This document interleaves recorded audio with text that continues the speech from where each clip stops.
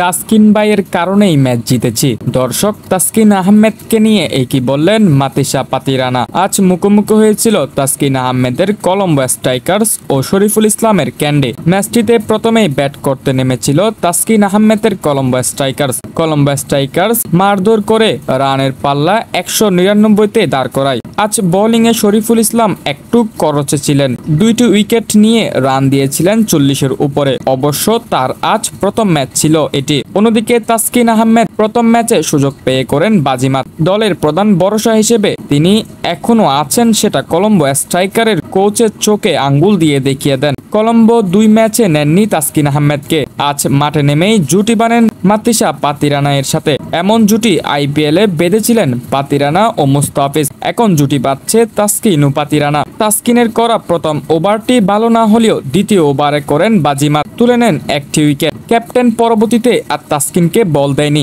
Death ওভারের পরিস্থিতি সামলানোর জন্য তাসকিনের 2টি ওভার রেখে দেন ক্যাপ্টেন এবং শেষে গিয়ে তাসকিন ও পাতিরানা ম্যাচটিকে হ্যান্ডেল করতে পারেন। প্রথম ম্যাচে 24 বল করে 13টি বল করেন ডট বল। তাসকিন ও পাতিরানা ব্যতীত বাকি বোলাররা অনেক বেশি রান খরচ করেন। কলম্বো স্ট্রাইকার্স অনেকাংশেই ম্যাচটি হারতে বসেছিল। অ্যাঞ্জেলো ম্যাথিউস শেষ ওভারটিতে তুলেন জ্বর, 20 রানের মধ্যেই নিয়ে আনেন 17 রান। শেষ বলে আর রান করতে না পারায় 2 রানের ব্যবধানে হারতে হয় শরীফুল ইসলামের ক্যান্ডিকে। ম্যাচটিতে গুরুত্বপূর্ণ অবদান রেখেছিলেন তাসকিন আহমেদ ও মাতিসা পাতিরানা। তাই তো ম্যাচ শেষ হওয়ার পর যখন মাতিসা পাতিরানাকে ম্যান অব দ্য ম্যাচ দেওয়া হয়, তখন মাতিসা পাতিরানা বলে, ম্যাচটিতে আমার সাথে তাসকিন ভাইয়েরও সমান অবদান রয়েছিল। তাসকিন ভাইয়ের সুনামে বেশে তুলেন মাতিসা পাতিরানা। যদি তাদের 2 জনের জুটি না থাকতো তবে আজ ম্যাচটি হারতেই হতো কলম্বো স্ট্রাইকার্সকে।